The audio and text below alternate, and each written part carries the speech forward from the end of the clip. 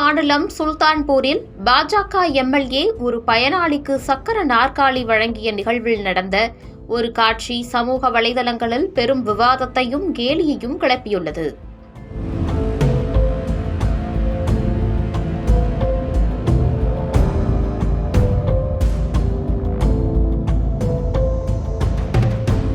சுல்தான்பூர் தொகுதியின் பாஜக எம்எல்ஏ சீதாராம் அரசு திட்டத்தின் கீழ் மாற்றுத்திறனாளிகளுக்கு உபகரணங்கள் வழங்கும் நிகழ்ச்சியில் கலந்து கொண்டார். அப்போது ஒரு முதியவருக்கு மடிக்கக்கூடிய சக்கர நாற்காலியை வழங்கினார். அந்த முதியவர் சக்கர நாற்காலியில் அமர எம்எல்ஏ அவருடன் இணைந்து புகைப்படம் எடுத்துக்கொண்டார்.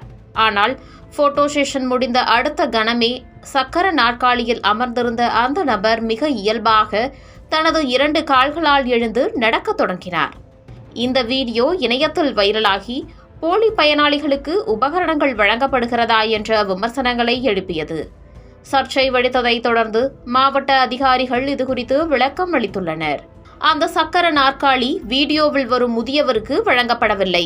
அவரது மகன் ஒரு மாற்றுத்திறனாளி என்றும் அவருக்குத்தான் அந்த சக்கர நாற்காலி ஒதுக்கப்பட்டது என்றும் கூறப்பட்டுள்ளது.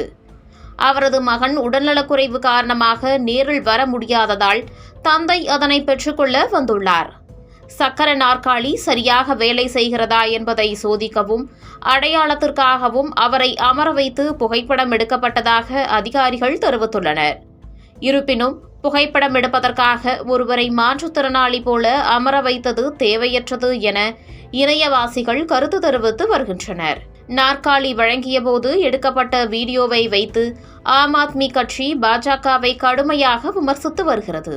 ஆம் ஆத்மி கட்சி தனது பதிவில் உத்தரப்பிரதேசம் சுல்தான்பூர் பாஜக எம்எல்ஏ சீதாராம் மாற்றுத்திறனாளிகளுக்கு சக்கர நாற்காலிகளை வழங்கினார். ஆனால் இந்த அதிசயத்தை பாருங்கள், போட்டோ ஷூட் முடிந்த உடனேயே சக்கர நாற்காலியில் அமர்ந்திருந்த நபர் எழுந்து நடக்கத் தொடங்கிவிட்டார் என கிண்டலாக பதிவிட்டுள்ளது.